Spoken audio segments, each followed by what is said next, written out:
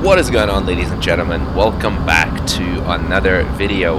You join me inside a Canadian CF-18 Hornet here, just north of Akrotiri in Cyprus, as we're flying a two-ship low-level, very quick low-level route here, and then recovering over to Akrotiri.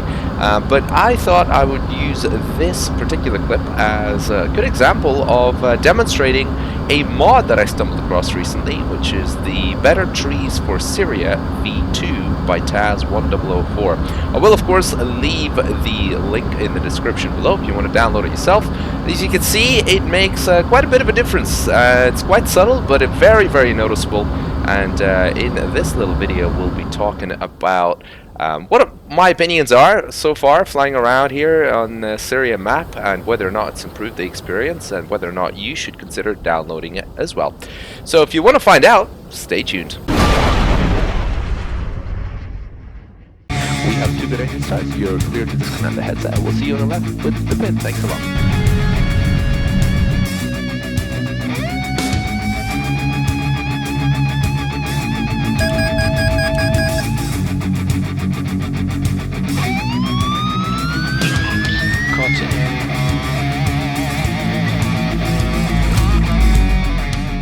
So as we're entering our low level here over the dam, we can switch the mod on, and you can see the difference straight away. As you can tell, everything just becomes a little bit darker. I think both the terrain textures, but mostly of course the trees, become a lot darker.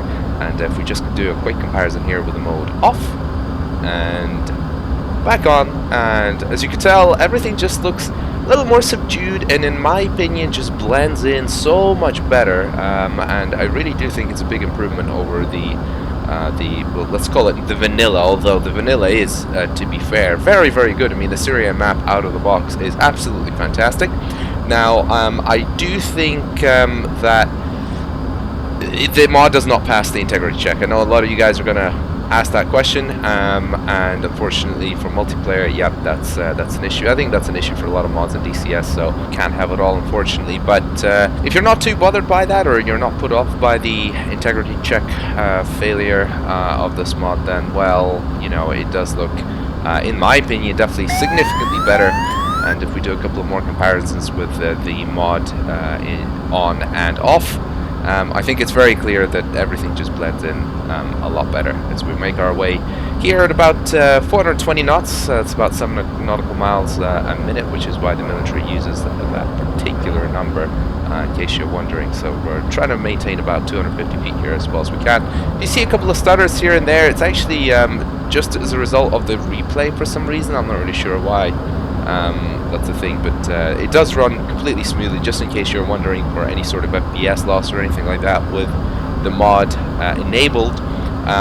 Just be assured it works absolutely brilliantly. And as we now exit the low-level route here, approaching the town just close to Akrotiri, I think it's Limasoa, something along those lines. I do apologize, I'm sure I'm butchering that, but lead has now told us to climb and maintain that 3000 and push into Echelon right formation. So we're going to just gently come in for an Echelon right as we make our way just in the north of the town here, just overflying just around the town, and then recovering onto runway 28 for a right hand brake. Now, because we're flying the Canadian CF-18s today, we are not going to be doing that standard circuit that everybody knows with the US Navy F-18s at 800 feet, 350 knots. This is going to be a Canadian circuit, so a Canadian CF-18 standard recovery. I will include a diagram here very shortly so you can see what we're actually doing, but it's actually going to be at 1500 feet and about between 400 and 450 knots for the brake. After that, it's all very straightforward, just like any normal circuit. We'll maintain that 1500 feet all the way around onto the reciprocal heading, slow down, and get the gear and the flaps out as normal, and then maintain that 1500 feet until we come to about a 45 degree offset from the landing threshold, so about 5 o'clock, 4:30, 5 o'clock. In our case, that'll be on the right hand side, and that's the base of Akrotiri there, just up our nose now as well. And we are just effectively coming in for a sort of downwind leg here as we position ourselves for a overhead brake at 1500 feet. After that, so we make that turn onto base leg and just continuous nice turn, descending down and recovering as normal. So not very difficult, but something a little bit different, perhaps not something that you guys are used to seeing in the F18, but since we're using these absolutely beautiful CF18 skins, I will leave a link in the description below as well for these. Whoever's done them has done an absolutely phenomenal job. I mean, in my opinion, these skins have absolutely transformed my experience, actually, just because I always felt like the original F18 skins were a little, there was just something a little bit off about them. Like the weathering just looked a little bit, wrong. I can't really put my finger on it, but compared to a lot of the other aircraft, such as the F-16 and well, basically all the other 4th gen fighter jets that we have, which look really good and a lot more realistic in my opinion. But whoever's designed these 4K skins, I mean, they absolutely transform the F-18 in my opinion.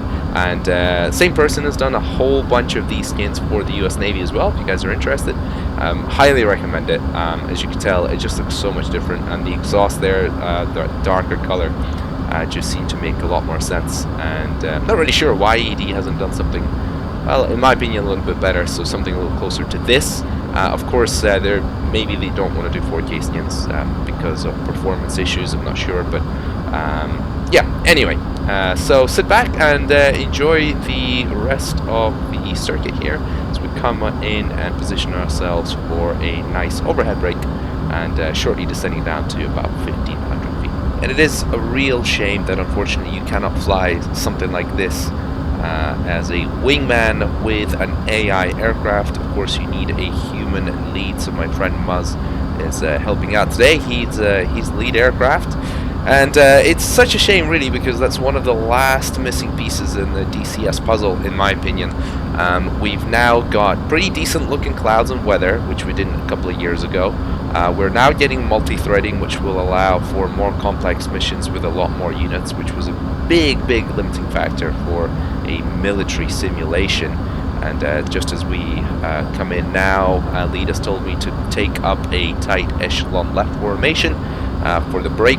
My formation flying is a little wonky here, I think, just in this just a little bit out of practice flying the F-18. But yeah, just a little up and down here. I wasn't very happy with that. But regardless, what I was saying is that I believe that Eagle Dynamics really needs to concentrate now on this whole AI thing, because without a human, DCS is so frustratingly unrealistic, just by virtue of how aircraft fly. So now, just as we make our brake here, 1500 feet, pulling right across to the reciprocal heading here, in our case 105, or just under 105, and slowing it down 250 knots as usual, keeping that flight path vector on the horizon line, and maintaining the 1500 feet as far as possible, and getting the gear out to below 250 knots now, getting the flaps out, and slowing it down, and just maintaining this 1500 feet all the way down before we start the base leg. So as I was saying, I think Eagle Dynamics really need to start fixing this AI issue that we have here, because it is the last really super limiting factor of DCS. Of course, practically any mission in a real world scenario will involve multiple aircraft and not just one. So the ability to have at the very least an AI wingman to fly with you in a semi-realistic way, that would already be a massive improvement. It'd be even better if you could actually be a wingman, I think, as we start our turn here. Base leg, just start the descent down from 1500 feet. Now the diagram that I showed you before, I'll probably bring it up here for a second again, will show you that I think they're recommending a certain RPM setting. I would just say play this part by ear and just roll out the poppies for 2 whites, 2 reds, and you should be pretty good on that nice 3-degree glide. And we could just do a very quick comparison here once again with the mod enabled and with the mod disabled. And as you can see, I think the mod enabled Just creates a lot more depth, in my opinion. Just makes it, I don't know, it just looks more realistic. Now, I know some people will disagree, and that's fine, and that's why I'm making this video, so you can make up your own mind. But in my opinion, like I say, totally worth it, as we come in for a not very smooth touchdown because it's an F-18, which is always one of the frustrating things about flying this airplane. You just can't ever do a smooth touchdown. Well, you can, but just never feels quite as satisfying. But anyway, as we taxi off here to one of these western ramps here with the red arrows parked up there, I do think that ED really needs to implement this new AI technology sooner rather than later, because currently a lot of us have constraints, a lot of us can't be out in multiplayer and can't coordinate with other people for our spare time, so we really need some sort of realistic AI. I mean, at the very least, a wingman that can maintain formations and not fly like it's on rails. I mean, that would be a fantastic start. And then, of course, maybe some AI aircraft, we can actually come in for a realistic overhead brake. And if you've ever seen an AI aircraft come in for landing in DCS, it's more or less a laugh or cry sort of sight. Now, I'm really hoping that Eagle Dynamics fixes that, and they at the very least implement some sort of very basic generic circuit for all aircraft. I mean, even I appreciate that they cannot have a different circuit for a Canadian F-18 and a US Navy F-18 and all that stuff, but just make all aircraft come in at some reasonable 1500 feet, 350 knots, I don't know, something realistic, and then come in for an overhead brake. Whether it's a 2-ship, 4-ship, whatever it is. And the other thing is, it would be great to have realistic formation takeoff. So again, if you could sort of choose how the lead aircraft lines up on the runway, and then tell it when you're ready for the roll, so it can tell you when to release the brakes, or just release the brakes whenever you push the button, say you're ready, you know, something along those lines. It'd be something very basic and simple, but this is not even going into weapons implementation and so on and so forth.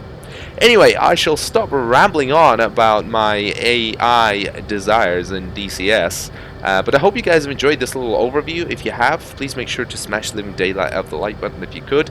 Tell me if there's any other mods that you would like me to cover, but otherwise, I shall catch you in the next one. Adios.